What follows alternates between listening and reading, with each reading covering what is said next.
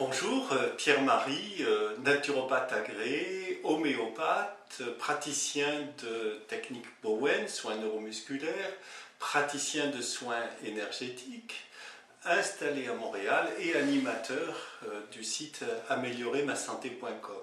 Bon. Il se trouve que la France vient de légiférer sur ce que l'on va appeler les pollutions électromagnétiques. Et donc voici un cadre de loi. D'autres pays européens se sont dotés d'un cadre de loi. C'est une question qui est extrêmement importante aussi en Inde. C'est l'occasion de regarder la question des conséquences sur la santé des téléphones portables ou cellulaires.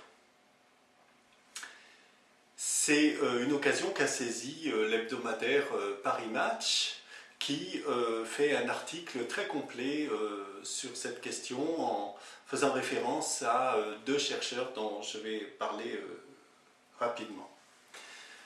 Revenons en arrière, parce que cette question va être l'occasion de regarder comment on se place face à un phénomène nouveau, avec prudence ou avec légèreté, avec assurance ou avec réserve. Bon.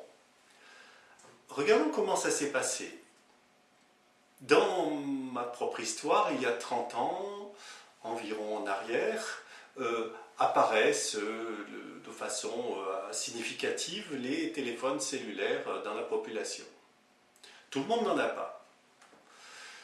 Et puis, on regarde ça, on se pose des questions, il y a des gens qui se posent des questions.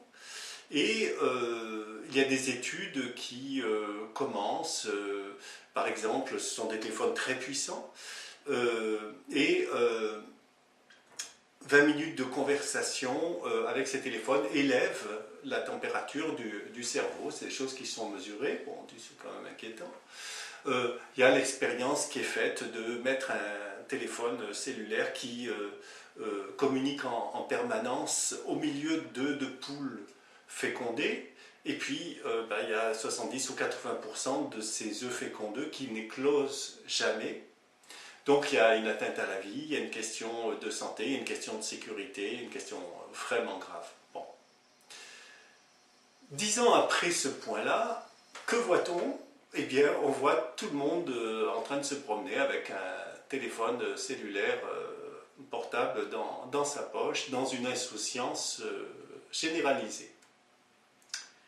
Et ceux qui émettaient des réserves apparaissent comme des hypocondriaques, comme des angoissés, comme des en retard sur le progrès toujours, comme des espèces de dinosaures des époques du passé. Bref.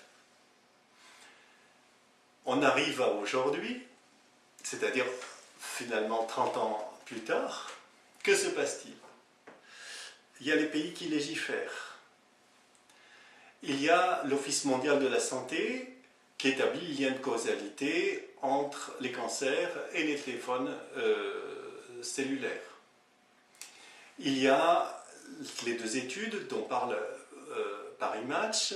La première est celle d'une unité de l'INSERM de Bordeaux qui en 2014 a fait tout un travail sur la relation entre le temps passé sur les cellulaires et les tumeurs du cerveau.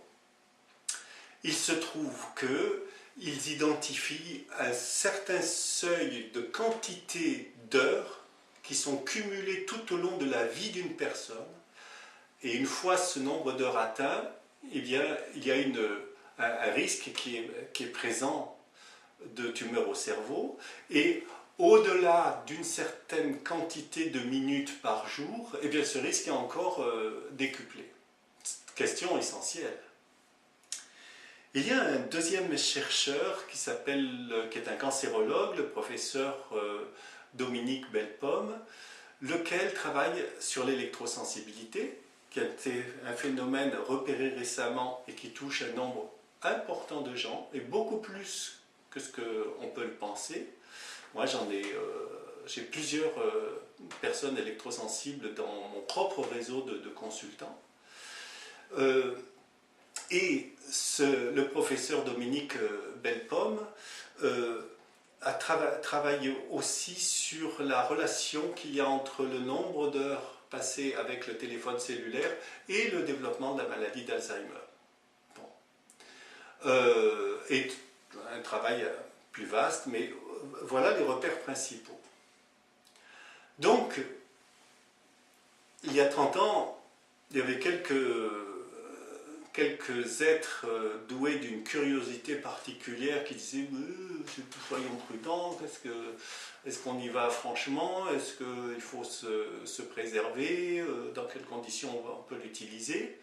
Et puis une vague d'insouciance généralisée, et puis le commerce, et puis les instituts de santé qui disent que tout va bien, voilà. 30 ans après, il n'y a plus rien qui va. Alors, ça nous pose une question, ça me la pose et ça vous la pose, c'est une occasion d'introspection. Quand cette chose-là s'est présentée, il y a 30 ans, si vous étiez en vie, ou si vous êtes tout jeune quand vous avez acheté votre premier téléphone portable, vous êtes-vous posé des questions?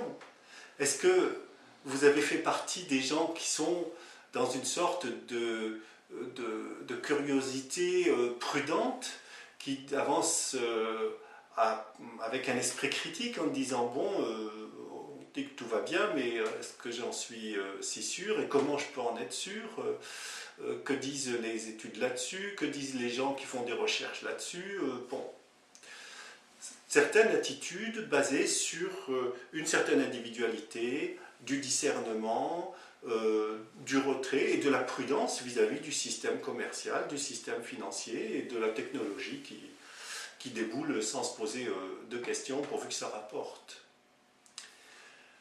Et la deuxième attitude qui est on fait comme tout le monde, on verra plus tard, il y a des agences de sécurité, c'est en vente de partout, tout le monde en a, si je suis malade, tout le monde sera malade, bon, etc., etc., etc. Ces deux attitudes-là, c'est des attitudes principales qui déterminent ce choix-là entre les deux attitudes détermine de façon principale ce qui va se passer dans la santé d'un être humain et dans votre santé. Ça se pose pour les téléphones portables et ça se pose pour beaucoup d'autres questions. Beaucoup. Toutes les questions de santé.